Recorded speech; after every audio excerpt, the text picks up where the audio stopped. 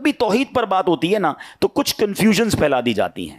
اب سوال پیدا ہو سکتا ہے کہ علم اللہ پاک کی صفت ہے, اگر کسی دوسرے کے لیے علم ثابت کریں تو کیا یہ شرک ہے؟ سمیع سننے والا یہ اللہ پاک کی صفت ہے, اگر کسی دوسرے کو بھی سننے والا کہیں تو کیا یہ شرک ہے؟ اب یہ بڑا حیات, ہمارا زندہ ہونا, اللہ تو حی قیوم ہمیشہ رہنے والا ہے, ہم بندوں کو بھی کہتے ہیں یہ بھی زندہ ہے, تو کیا یہ بھی شرک ہو جائے گا؟ یہ جب آپ آج عقیدہ توحید کی یہ باریک لائن سمجھ جائیں گے نا تو آئندہ شرک اور توحید میں فرق کرنے کا آپ کا مسئلہ ہمیشہ کے لیے سالو ہو جائے گا. اب ذرا غور سے سمجھیے, اس کا جواب سنیے گا. یاد رکھیے کہ اللہ پاک کی حیات پر تو سب کا ایمان ہے, اور وہ تمام جنہیں اللہ پاک نے صفت حیات عطا فرمائی ہے وہ سب اس صفت کے حامل ہیں. بس ہم نے اپنے لیے بھی حیات کو تو صفت مانا ہے نا, ہم بھی تو زندہ ہیں. مگر ہم کیا کہتے ہیں, ہمیں زندگی دینے والا کون ہے؟ ہماری زندگی ٹیمپریری ہے, ہماری زندگی دینے والا کون ہے؟ اللہ تعالیٰ ہے. اللہ بھی حی ہے, اس وقت میں بھی زندہ ہوں, آپ بھی زندہ ہیں, مگر ہمیں زندگی دینے والا رب ہے, اور رب کو زندگی دینے والا کوئی نہیں ہے. وہ ساری کائنات میں زندگی بانٹنے والا ہے, مگر میری زندگی محدود, میری حیات محدود, میں نہیں تھا, معدوم تھا, اور اس دنیا میں آیا ہوں. دنیا میں پہلے ہم نہیں تھے, وی آر ناٹ ایگزسٹنگ, ہم ایگزسٹ نہیں کر رہے تھے, ہم نہ ہونے سے ہونا ہوئے, اور تھوڑے عرصے بعد پھر نہ ہونا ہو جائیں گے. معدوم سے حاضر ہوئے, ظاہر ہوئے, پھر معدوم ہو جائیں گے. اللہ ایسا نہیں معاذ اللہ کے پہلے رب نہیں تھا پھر رب آیا, رب ہمیشہ سے ہے, ہمیشہ رہے گا. جس دن یہ ڈفرینشیٹ آپ نے کر لیا تو پھر تو یہ شرک نہ ہوا. اگر کوئی یہ مانے جیسا اللہ حی ہے, جیسا اللہ قیوم ہے, جیسا اللہ کی حیات ہے, ایسا اس بندے کی حیات ہے, پھر تو یہ صاف شرک ہو جائے گا. اور دنیا میں کوئی کسی کے لیے ایسا نہیں مانتا. بالکل اسی طرح اللہ سمیع ہے, سننے والا ہے, میں بھی سن رہا ہوں, آپ بھی سن رہے ہیں. کسی کے ذہن میں خیال نہیں آتا کہ یار یہ شرک ہو رہا ہے. اس لیے شرک نہیں ہو رہا کہ اللہ کا سننا, سبحان اللہ, اس کی شان اور ہے. اللہ نے ہمیں یہ سعادت دی ہے کہ ہمارے کان سنتے ہیں, مگر ہم نے اللہ سے لیا ہے, اللہ نے کسی سے نہیں لیا ہے. ہمارے علم جو ہے, کئی لوگ علماء ہوتے ہیں, دنیا کے علوم بھی سیکھتے ہیں. اللہ بھی علیم ہے, نام سنا ہے نا رب کا, علیم, علیم الخبیر. اللہ خبردار بھی ہے, عیبوں پر بھی خبر, غیبوں پر بھی خبردار ہے, اور اللہ علیم ہے. تو اللہ علیم علم والا ہے. آج لوگ کہتے ہیں یہ بھی بڑے عالم صاحب ہیں, تو کیا شرک ہو جائے گا؟ نہیں جناب, ان کا علم محدود ہے, رب تو علم دینے والا ہے. جب اس بات کو آپ سمجھ جائیں گے تو کبھی شرک کی ڈیفینیشن میں کنفیوژن نہیں ہوگی کہ اگر بندہ کسی اللہ والے کے لیے, کسی بڑی ہستی کے لیے کوئی علم, کوئی طاقت یا کوئی بھی اس کا جناب عمل مانتا ہے تو ہمیشہ ذہن میں یہی ہوتا ہے کہ یہ محتاج ہیں, اللہ نے انہیں دیا ہے اور اللہ کی عطا سے انہیں ملا ہے. تو شرک تو ختم ہو گیا نا. شرک یہ ہوتا ہے کہ جب یہ بندہ کہہ دے کہ فلاں نبی, فلاں صحابی, فلاں ولی جو ہیں یہ اللہ کی طرح ہیں, انہوں نے اللہ سے لے کر نہیں خود اپنی طرف سے دیا یا اپنی طرف سے دنیا کو نوازتے ہیں, جناب یہ شرک ہو جائے گا. تو جب یہ ڈیفینیشن میرے اور آپ کے ذہن میں کبھی بھی نہیں آتی, ہم کبھی کبھی کہتے ہیں ڈاکٹر بڑا اچھا ڈاکٹر ہے یار, اس کے پاس جاؤ, بڑی شفا ہے اس کے ہاتھ میں, تو جناب یہ تو پھر شرک ہو جانا چاہیے. شفا دینے والی ذات تو رب کی ذات ہے, مگر وہاں کسی کے ذہن میں بھی یہ بات نہیں آتی. سمجھ آ جاتی ہے کہ شفا تو رب نے دینی ہے, اللہ نے اسے وسیلہ بنایا ہے. تو اصل ظاہر خالق حقیقی رب ہے, فاعل حقیقی رب ہے, وہی سب کو دینے والا ہے. ہاں آج دنیا میں جس طرح میں اور آپ ایک دوسرے کے بارے میں بات کرتے ہیں, یار یہ بڑی مدد کرتا ہے, یہ بڑا اچھا انسان ہے, احسان کرتا ہے, تو مجھے بتاؤ مددگار تو رب ہے, اللہ دینے والا ہے. آپ کیسے کسی بندے کے بارے میں کہہ سکتے ہیں یہ مدد کر رہا ہے؟ تو جناب آپ کہیں گے یار یہ تو بندے کی مدد ہے, اس کو بھی تو رب نے دیا ہے, یہ اللہ کا محتاج ہے, اللہ نے اسے دیا تو یہ میری مدد کرتا ہے, اللہ نے طاقت دی ہے اس لیے یہ سپورٹ کر رہا ہے. تو یہی تو بات شرک اور توحید میں سمجھنے والی ہے. کچھ لوگوں نے جناب شرک کی تسبیح پکڑ لی ہے, ہر کام کے اندر شرک شرک کہا کرتے ہیں. شرک یہ نہیں ہے, ذات میں کوئی کسی کو شامل کر لے یقیناً مشرک ہے, اللہ کے سوا کسی اور کو عبادت کے لائق سمجھے وہ مشرک ہے, اور اللہ کی صفات میں کسی کو شامل کر لے کہ جیسا رب ہے, خالق ہے, جیسا مالک ہے, جیسا اس کا سب کچھ ہے, ایسا ہی کسی کو مانے گا تو یقیناً وہ مشرک ہو جائے گا. مگر الحمدللہ مسلمانوں کا یہ عقیدہ نہیں ہوا کرتا. اللہ والوں کے لیے بھی جب بھی وہ ان کی طرف کسی ان کے کمال کی طرف یا ان کے کسی اعلیٰ وصف کی طرف توجہ کرتے ہیں تو ذہن میں یہی ہوتا ہے یہ اللہ کے نیک بندے ہیں, عبادت کر کے بڑا مرتبہ پا لیا ہے, اللہ نے انہیں اپنے کمال سے, اللہ نے اپنی قدرت سے انہیں کچھ عطائیں فرمائی ہیں, تو یہ جناب ہم لوگوں سے آگے ہیں, مگر رب کے یہ بھی محتاج ہیں. اللہ کی عطا کے بغیر کوئی کسی کی کوئی مدد نہیں کر سکتا. تو امید ہے کہ یہ بات ہمیں کلیئر ہو جائے گی. اب ہم آتے ہیں کہ اللہ موجود ہے. آج کے دور میں اس ٹاپک کو بہت ڈسکس کرنا ضروری ہے. بدقسمتی ہے کہ مسلمان کہلانے والوں کے ذہنوں میں بھی اب وسوسے کریٹ کیے جا رہے ہیں. تو کچھ بڑی خوبصورت باتیں انشاءاللہ ہم سنیں گے جو انشاءاللہ مزید عقیدہ توحید پر ہماری رہنمائی بھی کریں گی. بیسک آف ایمان کی بات ہو رہی ہے, اور انفارچونیٹلی آج کل نوجوانوں میں ایسی ایسی محفلوں میں بیٹھ رہے ہیں کہ وہاں اللہ کے ایگزسٹنس پر کلام ہو رہا ہے کہ یار یہ کائنات ایسے ہی بن گئی ہے, بگ بینگ تھیوری ہے, اور عجیب عجیب سائنسی تھیوریاں پیش کرتے ہیں. سوشل میڈیا کا زمانہ ہے, لوگ ویڈیو دیکھ کے کنفیوز ہو جاتے ہیں. تو پہلے سب سے مضبوط میرا اور آپ کا یہ عقیدہ ہونا چاہیے. اب آئیے سبحان اللہ, اب خدائے بزرگوں برتر کے ہونے کی دلیل کیا ہے؟ اب کچھ دلیلیں سنیے گا. یاد رکھیے کہ اللہ عز و جل کا موجود ہونا آفتاب سے زیادہ روشن ہے. اس کی ذات کا یقین ہر شخص کی فطرت میں داخل ہے, خصوصاً مصیبتوں, بیماریوں, آفتوں میں.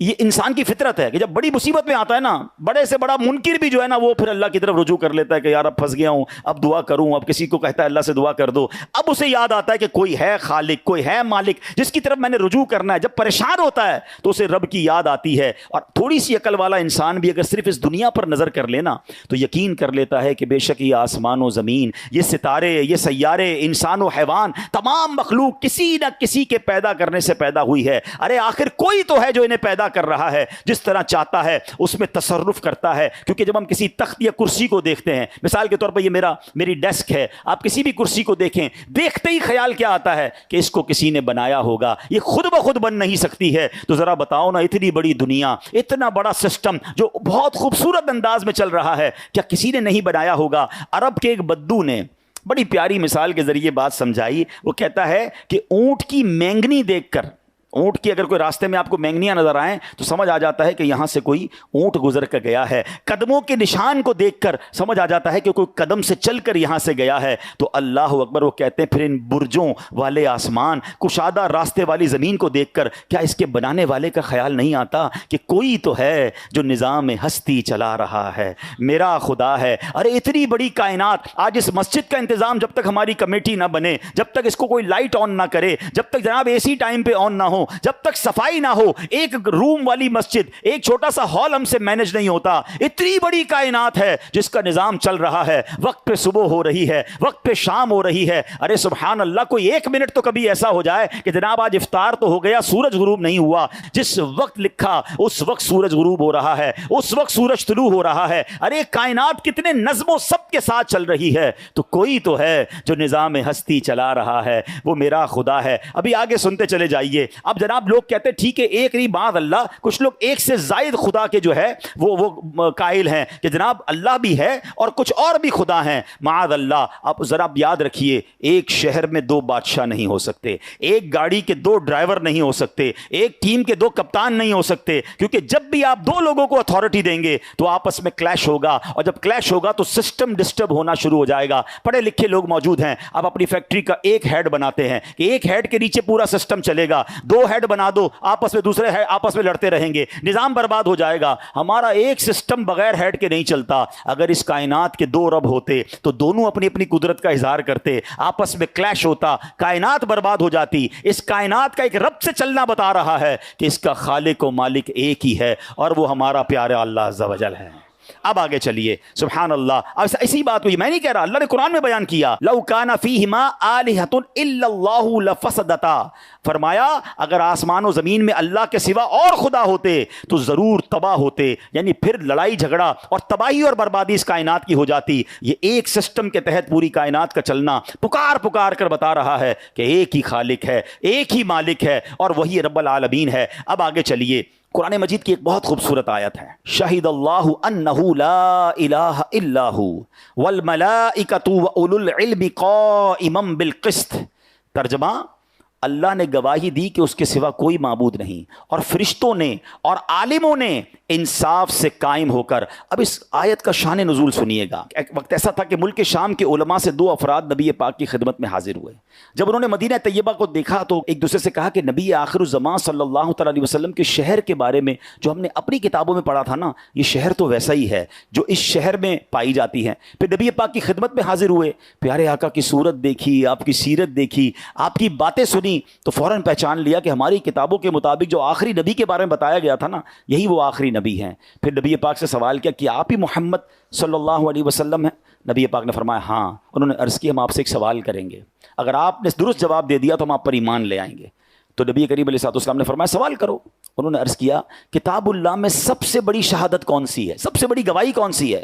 تو یہ آیت نازل ہوئی اور اس کو سن کر وہ دونوں شامی جو لوگ تھے وہ مسلمان ہو گئے. اب یہ آیت کیا ہے, ترجمہ پھر سنو. اللہ نے گواہی دی کہ اس کے سوا کوئی معبود نہیں, اور فرشتوں نے اور عالموں نے انصاف سے قائم ہو کر, سبحان اللہ, اس میں فرمایا گیا کہ اہل علم بڑی عزت والے ہیں. رب کریم نے اپنی توحید کے گواہی میں انہیں شامل فرمایا ہے. اللہ اکبر. تو ہمیں علماء کرام سے مربوط رہنا ہے. یعنی اللہ نے کیا فرمایا کہ اللہ ایک ہے, اس کے معبود ہونے کی گواہی کس نے دی؟ فرمایا فرشتوں نے اور عالموں نے گواہی دی. اپنی گواہی میں رب نے عالموں کو, اہل علم کو شامل فرمایا. تو اہل علم کی یہ شان ہے, جو علم سے دور ہوتے ہیں پھر اللہ کی ایگزسٹنس پر بھی ان کے ذہنوں میں وسوسے آ جایا کرتے ہیں. ایک اور جگہ اللہ نے قرآن میں ارشاد فرمایا وَإِلَٰهُكُمْ إِلَٰهٌ وَاحِدٌ لَا إِلَٰهَ إِلَّا هُوَ الرَّحْمَٰنُ الرَّحِيمُ. اور تمہارا معبود ایک معبود ہے, اس کے سوا کوئی معبود نہیں مگر وہی بڑی رحمت والا ہے. اب آئیے, امام اعظم ابو حنیفہ, علم کا سمندر ہے نا, ایسے ہی تھوڑی کروڑوں لوگ ان کے پیروکار ہیں. ان کے پاس ایک شخص آیا, دہری جو تھا نا, ایتھیسٹ, آج بھی بڑے بڑے جناب ایتھیسٹ بنتے چلے جا رہے ہیں. ایک دہری آئے اور کہتے ہیں کہ حضور ہم جو ہے وہ اللہ موجود ہے اس کی دلیل دیجئے. آپ فرماتے میں سوچ رہا ہوں کافی دیر سے کہ لوگوں نے مجھ سے کہا ہے کہ ایک بہت بڑی کشتی ہے اور اس میں طرح طرح کا تجارتی سامان لدا ہوا ہے, کارگو شپ ہے, اور اس کا کوئی نگہبان نہیں ہے, اس کا کوئی چلانے والا بھی نہیں ہے, اور بالکل اپنا سفر پورا کر رہی ہے. سمندر میں طوفان آتا ہے تو اس کو بھی چیرتی ہوئی گزر جاتی ہے, جہاں رکنا ہوتا ہے وہاں رک جاتی ہے, سامان آف لوڈ کرتی ہے, پھر سامان آتا ہے پھر وہ چلتی رہتی ہے. نہ اس کا کوئی چلانے والا ہے, نہ کوئی کیپٹن ہے, نہ کوئی انتظامیہ, خود ہی چل رہی ہے وہ کشتی. دہریے کہتے ہیں حضور کوئی عقل مند انسان ایسی بات کیسے کر سکتا ہے کہ ایک شپ خود ہی چل رہی ہے, کارگو بھی اٹھا رہی ہے, کارگو اتار بھی رہی ہے, ٹائم پہ پہنچ بھی رہی ہے, طوفان کو جناب چیرتی ہوئی بھی جا رہی ہے. اللہ اکبر. تو امام صاحب کہتے ہیں کہ تمہاری عقلوں پر مجھے ماتم کرنے کو جی چاہتا ہے. ایک کشتی بغیر چلانے والے کے بغیر نہیں چل سکتی, یہ ساری کائنات کیسے چل رہی ہے؟ وہ یہ دلیل سن کر سارے کے سارے جو ہے وہ مسلمان ہو گئے اور جناب اللہ کو پہچان لیا. اسی طرح امام شافعی رحمۃ اللہ تعالی سے سوال ہوا کہ مجھے بڑا پیارا جواب, مجھے بڑا مزہ آیا جب میں نے یہ پڑھا, غور سے سنیے گا. امام شافعی سے سوال ہوا کہ اللہ تعالیٰ موجود ہے, دلیل دیجئے. آپ نے کہا شہتوت کے درخت کے پتے سارے ایک جیسے ہوتے ہیں. شہتوت کا درخت دیکھا ہے, جو بچوں نے شاید کم دیکھا ہو, پہلے تو ہم اسکولوں میں بھی مارے تھا. بہرحال آپ اس کو آسان لفظوں میں کسی بھی درخت کے پتے سمجھ لیں, لیکن شہتوت ایک باقاعدہ پھل ہی ہے اور بڑا اچھا پھل ہوتا ہے. تو شہتوت کے درخت کے بارے میں آپ نے مثال دی. آپ کہتے ہیں سارے پتے ایک جیسے ہیں, ایک ہی ذائقے کے ہیں. کیڑے, شہد کی مکھی, گائیں, بکریاں اور ہرن سب اس کو کھاتے ہیں یا کچھ چاٹتے ہیں. فرمایا اسی پتے کو کھا کر اگر کیڑا کھاتا ہے ریشم کا تو اس سے ریشم بن جاتا ہے. شہد کی مکھی اسے چاٹتی ہے تو اس سے شہد بن جاتا ہے. ہرن اسے کھاتا ہے تو اس کے اندر مشک بن جاتا ہے. ہرن کے اندر ایک مشک ہوتا ہے, نافع ہوتا ہے جو بڑی زبردست خوشبو ہوتی ہے. فرمایا گائیں بکریاں کھاتی ہے تو مینگنیاں نکالتی ہیں. فرماتے ہیں یہ اس امر کی صاف دلیل ہے, اس بات کی صاف دلیل ہے کہ ایک ہی پتے میں مختلف قسم کی تاثیر شامل کرنے والا کوئی ہے, کوئی خالق ہے جس کی قدرت ہے کہ جناب پتا ایک ہے مگر الگ الگ جسم میں اللہ نے وہ طاقت دی ہے کہ کوئی شہد کی مکھی چاٹ رہی ہے تو شہد نکال رہی ہے, ریشم کا کیڑا کھا رہا ہے تو ریشم بنا رہا ہے, ہرن کھاتی ہے تو خوشبو بناتی ہے, گائیں بکریاں کھاتی ہے تو مینگنیاں نکالتی ہے. تو اللہ اکبر, کوئی تو ہے جو نظام میں ہستی چلا رہا ہے, میرا خدا ہے. تو بزرگان دین نے بڑے کمال سے جوابات دیے. اچھا جناب, امام جعفر صادق رحمۃ اللہ تعالی کے پاس ایک ملحد آیا جو اللہ کو نہیں مانتا تھا. کہتے ہیں آپ بتائیے اللہ ایک کیسے ہے, اللہ موجود ہے, پہلے دلیل دیجئے. آپ نے فرمایا کبھی سمندری سفر پر گئے ہو؟ کہتا گیا ہوں. کوئی واقعہ ہوا؟ کہتا ہاں بڑا خطرناک واقعہ ہوا. کہا کیا ہوا؟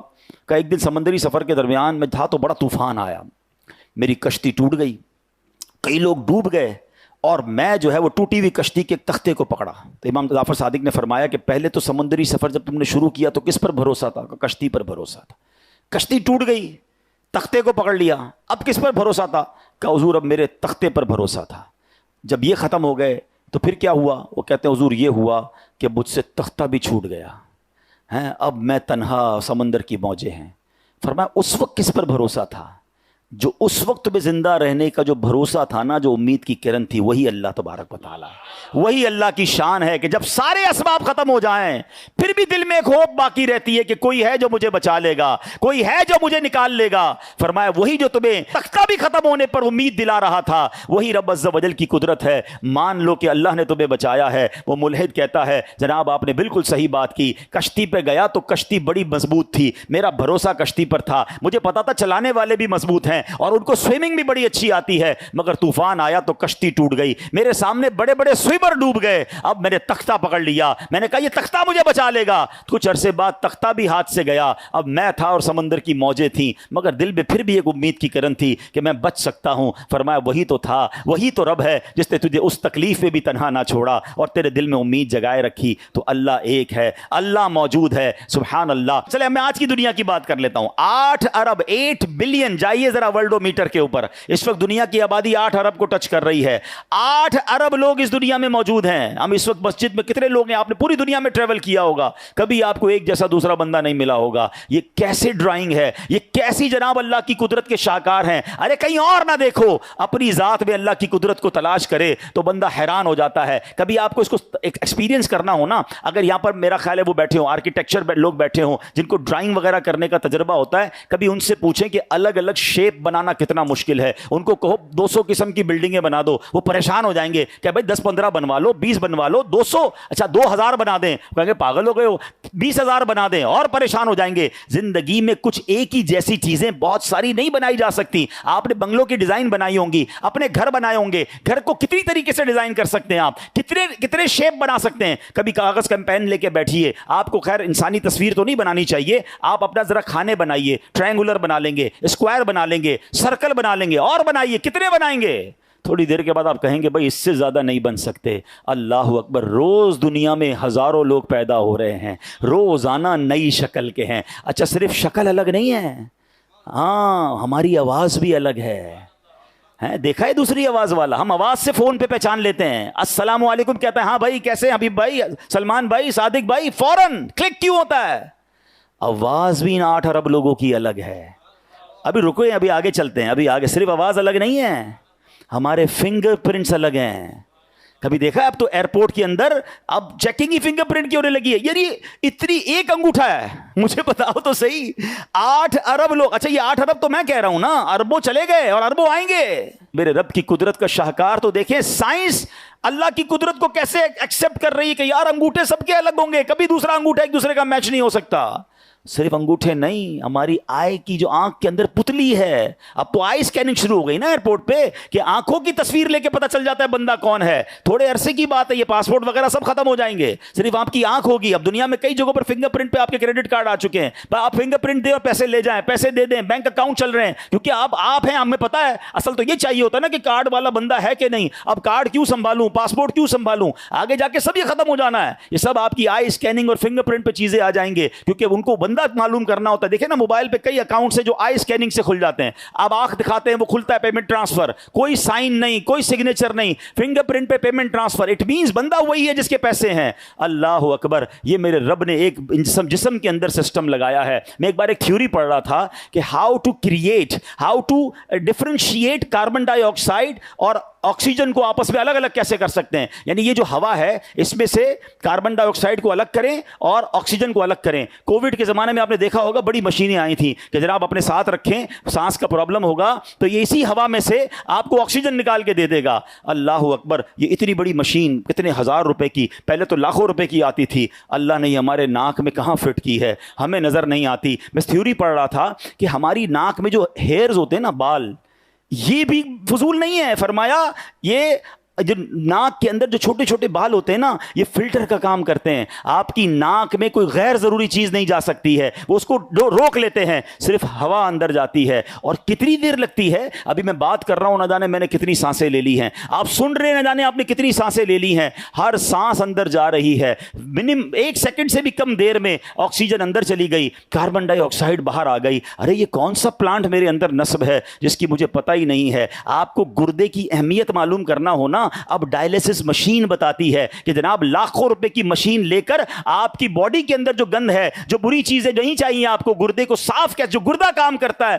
وہ ڈائلیسس کی مشین کام کرتی ہے. کئی لاکھ روپے کی وہ مشین ہے, اور جناب ہفتے میں 3 دن بیچاروں, کئی لوگوں کو 4 دن ڈائلیسس کروانا پڑتا ہے. اللہ نے میری باڈی میں یہ مشین کہاں فٹ کی ہے, یہ کیسے گردے بنا دیے جو میرے تمام بلڈ کو صاف کر رہی ہے, میری یورین کے معاملات کو سیدھا کر رہا ہے. اللہ اکبر, یہ پلانٹ کب لگے تھے یہ؟ اچھا مزے کی بات اور دیکھیے, اللہ کی قدرت دیکھیں, بچہ پیدا ہوتا ہے کتنا سا ہوتا ہے, کچھ بچے تو بالش جتنے ہوتے ہیں, ایک بالش جتنے بچے کے اندر سارے پلانٹ لگے ہوئے ہیں, ساری گردے بھی ہیں. ایسا نہیں کہ بعد میں بھائی 20 سال کے ہو جاؤ گے تو ایک گردہ اور ملے گا, 30 سال کے ہو جاؤ گے تو ایک پھیپڑا لے جاؤ, اس کے بعد جناب چھوٹا دل واپس کرو, بڑا دل لے جاؤ. بھائی گاڑی تو پارٹ چینج کرنے پڑتے ہیں نا. ہم جب پیدا ہوئے ہماری انگلیاں اتنی تھیں یار, آپ کے بچے پیدا ہوئے ہوں گے, آپ نے دیکھا ہوگا, لیکن ان سب بچوں میں وہ سارے پلانٹ لگ گئے جتنی اس کو ضرورت تھی. جیسے جیسے بچہ بڑا ہوتا گیا وہ پلانٹ بھی بڑے ہوتے چلے گئے, وہ گردہ بھی بڑا ہو گیا, وہ دل بھی بڑا ہو گیا, وہ دماغ بھی بڑا ہو گیا, وہ کان بھی بڑے ہو گئے, وہ سماعت بھی بڑی ہو گئی, وہ آکسیجن بھی اسی طرح ملنا شروع ہو گئی, جتنی آکسیجن ریکوائرڈ تھی اتنے پھیپڑے بڑے ہونا شروع ہو گئے. اللہ اکبر, اس کو نکالنے کا نظام ویسے ہی کلیئر ہوتا چلا گیا. میں کہتا ہوں کدھر نہیں دیکھو, ایسی فیکٹری جس نے بنائی ہے کیا ویسے ہی بن رہی ہے؟ کوئی بنانے والا نہیں ہے, کسی کا جناب اس میں عمل دخل نہیں ہے. ارے ہمارا جسم بتا رہا ہے. اب ماڈرن سائنس کے حساب سے دیکھو, آج بھی بہترین میگا پکسل کیمرے بن چکے ہیں, مگر سائنسدان بھی مانتے ہیں کہ جو انسانی آنکھ دیکھتی ہے وہ کوالٹی کسی کیمرے میں نہیں ہے. اچھا پھر اس کی میموری کتنی ہے, کبھی سوچا آپ نے؟ 2-3 سال بعد, 2-3 سال تو چھوڑو, آج کل تو 2-3 مہینے بعد موبائل پورا ہو جاتا ہے, ساری میموری بھر جاتی ہے, ڈیلیٹ نہیں کرو تو نیا میسج نہیں آتا ہے. مگر یہ کیسا اسٹوریج سسٹم اللہ نے دیا ہے. میری عمر 50 سال ہو گئی ہے, مجھے آج بھی بچپن کے واقعات یاد ہیں, آپ کو بھی یاد ہوں گے, اور پوری ویڈیو اندر موجود ہے, صرف پکچرز نہیں ہیں, پوری ویڈیو یاد آتی ہے کہ بچپن میں کیا ہوا تھا, اسکول میں کیا ہوا تھا, ہم دوستوں کے ساتھ کیا ہوا تھا, پہلی بار گھر میں دعوت ہوئی تھی تو کیا, وہ سارے نہیں یاد ہیں, مگر جو یاد ہیں وہ پورے فیڈ ہیں اندر. یار یہ کتنا اسٹوریج ہے. اور سائنس پتہ ہے کیا کہتی ہے کہ 70 سال میں انسان اپنے دماغ کا 5% صرف استعمال کر پاتا ہے. یہ نیا ٹاپک ہے, کبھی اس موضوع پر الگ میں بات کروں گا کہ ہم اپنے دماغ کو یوز ہی نہیں کر رہے. جو لوگ کہتے ہیں نا یار میں بوڑھا ہو گیا, کیا قرآن پڑھوں, کیا حدیث سیکھوں, اب تو میری یادداشت کمزور ہو گئی. نہیں, آپ نے اپنے برین کو یوز ہی نہیں کیا ہے. اس کو آسان لفظوں میں یوں سمجھیں کہ بڑے بڑے علماء, بڑے بڑے مفسرین جو ہیں, جنہوں نے ہزار کتابیں لکھی, ہزار کتابیں ان کو یاد تھیں, لاکھوں حدیثوں کے حافظ تھے, کیا ان کے پاس ایکسٹرا میموری تھی, کیا ایکسٹرا دماغ تھا؟ نہیں, یہ یہی برین تھا جس کو انہوں نے یوز کیا. آج سائنس کہتی ہے یوز اٹ اور لوز اٹ. یہ آپ کا وہ برین ہے کہ اگر یوز کر لو گے تو تمہارے برین میں بڑی وسعت موجود ہے. اتنے بڑے بڑے سائنسدان دنیا میں کیا کیا ایجاد کر لیتے ہیں, اور کچھ لوگ ہیں جن کو گھر کے معاملات بھی سمجھ نہیں آ رہے ہوتے کیونکہ وہ دماغ کا استعمال نہیں کر رہے ہوتے. اللہ نے یہ سافٹ ویئر دیا ہوا ہے, اللہ نے یہ خوبصورت نعمت دی ہوئی ہے, ہم اس کا استعمال نہیں کر رہے. اگر آپ عقل مندوں کے ساتھ بیٹھیں, مطالعے میں اضافہ کریں, علم کی جستجو کریں, اللہ آپ کے ذہن کی گرہیں کھولنا شروع کر دے گا. جب 6 سال کا بچہ پورا قرآن حفظ کر سکتا ہے, کیا ایکسٹرا دماغ لے کر آیا تھا؟ مجھ سے ایک سورت ہے یاد کیوں نہیں ہوتی؟ بندہ سوچے کہ میں اس طرف توجہ نہیں دے رہا ہوں. اللہ سے دعا کریں کہ اللہ مجھے علم نافع عطا فرما, اللہم ربی زدنی علما. یہ دعائیں کیوں سکھائی گئی؟ کہ آپ کے اندر سافٹ ویئر موجود ہے, آپ کے اندر اسٹوریج موجود ہے, آپ یوز نہیں کر رہے. ورنہ یوز کرتے چلے جائیں تو کائنات کی وسعتیں, کائنات کا سارا علم جو ہے وہ ایک انسان کے دماغ میں سما سکتا ہے. یہ دینے والا کون ہے؟ یہ اسٹوریج دینے والا کون ہے؟ ارے کوئی تو ہے جو نظام ہستی چلا رہا ہے, میرا خدا ہے. پھر اس سے پیار کیوں نہ کروں, پھر اس سے محبت کیوں نہ کروں, پھر اس پر اپنا سب کچھ فدا کیوں نہ کروں, اور اس کی توحید کے ڈنکے کیوں نہ بجاؤں. اور پھر میری ایک اور ذمہ داری بھی بنتی ہے کہ میں اسلام کی دعوت دینے والا بنوں. آج یہ ہم سب کی ذمہ داری ہے. یہ انبیاء نے فریضہ انجام دیا, یہ صحابہ نے فریضہ انجام دیا, یہ اولیاء نے فریضہ انجام دیا کہ اسلام دنیا بھر میں پھیلایا. اے پاکستان میں رہنے والوں, گھر بیٹھے مسلمان ہو گئے, ایسے ہی ہو گئے مسلمان. ہم عرب شریف پہ تو رہنے والے نہیں ہیں. عرب شریف کتنا دور ہے یہاں سے؟ اسلام تو وہاں سے شروع ہوا تھا نا, یہاں کیسے آیا؟ کوئی تو تھا نا جس نے گھر چھوڑا تھا, کوئی تو تھا نا ٹریول کیا. ان کا احسان نہیں مانو گے؟ انفارچونیٹلی دل جلتا ہے یار, پتہ نہیں کیسے کیسے لوگ آ گئے سوشل میڈیا پر, لوگ سن بھی رہے ہیں جو کہتے ہیں اولیاء کو بھول جاؤ, اولیاء تو کوئی چیز ہی نہیں ہے, صحابہ کا کوئی کام ہی نہیں ہے. ارے میں مسلمان کیسے ہوا؟ مجھے کوئی کھانا کھلائے, مجھے اس کو شکریہ کرنے کا حکم ہے. اور جس نے ایمان پہنچایا اس پورے خطے میں, ہم کیسے خواجہ غریب نواز کو بھول سکتے ہیں؟ جب وہ ہندوستان میں آئے تو 90 لاکھ غیر مسلم مسلمان کر گئے. ٹھیک ہے اس کی کوانٹٹی پر ڈیبیٹ ہو سکتی ہے کہ 90 لاکھ تھے یا کتنے لاکھ تھے, مگر اگر وہ چند لوگ بھی کر کے گئے تو اس کے بعد جو سلسلہ چلا, ارے اسلام لانے والے اولیاء کرام یا کتنے صاحب, یقیناً کچھ صحابہ بھی آئے, انبیاء تو نہیں آئے نا اس خطے میں, پاک و ہند میں ہم سب گھر بیٹھے مسلمان ہوئے. کس کا فیضان تھا؟ یہ صحابہ کا, یہ اولیاء کا. عبداللہ شاہ غازی کے مزار پہ جاؤ تو صحیح, کب آئے تھے؟ پہلی ہجری میں. یہ تابعی بزرگ ہیں, آپ سوچے تو صحیح, پہلی 1300 سال پہلے یہ ہستی یہاں پر آئی ہے اور واپس تو نہیں گئے, اسلام پھیلانے آئے تھے نا. میں ایک اور مشورہ دیتا ہوں آپ کو, کبھی کبھی مزار پر جاؤ نا تو ان کی تختی لگی ہوئی ہوتی نا, ان کی جائے پیدائش چیک کیا کریں, پیدا کہاں ہوئے ہیں, پھر آپ کو اندازہ ہوگا یہ کتنی بڑی قربانی ہے. بابا فرید پاک پتن میں پیدا نہیں ہوئے, داتا علی اجویری لاہور میں پیدا نہیں ہوئے, بہاؤدین زکریا ملتانی یہ ملتان میں پیدا نہیں ہوئے. یہ کیوں آئے بھائی؟ بزنس کرنے آئے تھے؟ یہ سب اسلام پھیلانے آئے. انہوں نے دین پھیلایا, لاکھوں کروڑوں لوگوں کو مسلمان کیا, اتنا کام کیا کہ واپس ہی نہیں جا سکے. ہمارا تو سسٹم ہی ہے کہ ہماری برادری کا قبرستان ہوتا ہے, ہم بولتے ہیں ادھر ہی پیدا ہوئے ادھر ہی مرنا ہے, کہیں جانا ہی نہیں ہے. ہمارے باپ دادا ادھر ہی قبرستان میں, اور ہمارا بھی پلان یہی ہے. مگر ان لوگوں کا یہ پلان نہیں تھا, یہ دین کے لیے گھر بار وطن سب چھوڑ گئے اور اتنا بڑا کام کیا کہ واپس ہی نہیں جا سکے اپنے علاقے میں, اور ہم ان کا احسان نہ مانیں. ارے یہ ان کا احسان ہے, ہمیں کلمہ پڑھایا انہوں نے, ہمیں دین اب تک پہنچایا. اب میری اور آپ کی ذمہ داری ہے ہم دنیا بھر میں دین پہنچائیں. آپ اور میرے سے سوال نہیں ہوگا کہ اب تو دین پہنچانا بھی آسان ہے, اب آپ نے کیا کیا, ہم نے دین کو پھیلانے میں کیا کردار ادا کیا. تو سب سے پہلے اپنے ایمان کو مضبوط کرنا ہے, اللہ سے سچی محبت کرنی ہے, توحید کے ڈنکے بجانے, اور پھر دوسرے لوگوں کا ایمان مضبوط کرنا ہے. جو ایمان میں پہلے ڈسٹرب ہو رہے ہیں ان کو پکڑیں, ان کا ایمان مضبوط کریں, اور پھر اس پیغام کو آئیے لے کر چلتے ہیں. مبارک ہو مبلغین کو جو قافلوں میں جا کر دنیا بھر میں سفر کر کے غیر مسلموں کو مسلمان کر رہے ہیں, مسلمانوں کو گناہوں سے نکال کر نیکیوں کی طرف لاتے ہیں. آپ بھی آئیے دعوت اسلامی کے دست و بازو بنیے. میں آپ کو آفر کرتا ہوں, ہمارے ملک میں بھی قافلے سفر کرتے ہیں, بیرون ملک انٹرنیشنل ٹریول بھی کرتے ہیں. آئیے مل کر اللہ کا پیغام دنیا بھر میں پہنچاتے ہیں. اللہ کی رحمت سے ہزاروں لوگ دعوت اسلامی کے قافلوں کی وجہ سے مسلمان ہوتے چلے جا رہے ہیں, اور اللہ کی رحمت سے آج بھی the most growing religion on earth جو ہے وہ ہمارا مذہب اسلام ہے. تو ہماری یہ ذمہ داری بنتی ہے کہ ہم اسلام کو لے کر آگے چلیں اور اسلام کو پھیلائیں. تو اے میرے پیارے اسلامی بھائیوں, ہمیں اپنے محسنین کو بھی یاد رکھنا ہے. اب آتے ہیں ایک آخری بات کی طرف. قرآن پاک میں اللہ پاک کا ارشاد ہے, یا ایھا الذین آمنوا آمنو, اے ایمان والو ایمان رکھو. اب یہ تو بڑی عجیب بات ہے, ایمان والوں سے کہا جا رہا ہے اے ایمان والو ایمان رکھو. اس کی تفسیر میں علماء نے لکھا, اس کا مطلب یہ ہے کہ اپنے ایمان کو مضبوط کرو, اپنے ایمان پر پورا عمل کرو. کلمہ تو پڑھ لیا, اس کے بعد اس کلمے کے جو احکام ہے اس پر بھی عمل کریں نا, شریعت میں پورے داخل ہو جاؤ, ایمان کو انہینس کریں, مضبوط کریں. تو اب یہاں پر معاملہ کیا ہے کہ کلمہ تو ہمیں پتہ ہے, اچھا ہم میں سے بہت بڑی تعداد, اب میں بڑا عجیب جملہ کہنے جا رہا ہوں لیکن اللہ کرے دل پر تھوڑا سا اثر ہو جائے, ہم میں سے بہت بڑی تعداد مسلمان اس لیے ہے کہ ہمارے ماں باپ مسلمان تھے. بس کلمہ پڑھ لیا, چھوٹے تھے بڑے ہوئے تو ماں باپ مسلمان تھے, مسلمان. ہم نے اپنے ایمان کو انکریز کرنے کے لیے کیا کیا ہے, اس کو کتنا ریسرچ کیا ہے, غور کریں نا. اب مثال دیتا ہوں, کسی والد کا پیسے والے کا انتقال ہو جائے اور اپنے بیٹے کو 1 کروڑ روپیہ وہ ورثے میں دے کے مر جائے, انتقال ہو جائے, 1 کروڑ روپے ملے, اب وہ 1 کروڑ روپے تجوری میں رکھ دے اور بیٹھا رہے کہ بس ابو دے کر گئے, اب تجوری میں پڑا ہوا ہے, 2-5 سال بعد تو کم ہونا شروع ہو جائے گا, ختم ہو جائے گا. بھائی ہم کیا کرتے ہیں, اس کو کہیں کاروبار میں لگاتے ہیں نا, کہ یار اس کو انکریز کرنا ہے, ابو کروڑ روپے دے کر گئے, مجھے اس کو 5 کروڑ کرنا ہے, اور اپنے بچوں کو بھی پالنا ہے, اپنی فیملی کو بھی آگے لے کے چلنا ہے. یہ سارا دماغ چل رہا ہے. سملرلی ایمان تو آپ ماں باپ نے دلوا دیا ہے, ماں باپ کی وجہ سے مل گیا, آپ نے اس کو انکریز کرنے کے لیے کیا کیا ہے, اسی تجوری میں رکھا ہوا ہے. ہاں مسلمان ہوں کیونکہ ابو مسلمان تھے, امی مسلمان تھی, میں نے کیا کیا ایمان کے لیے.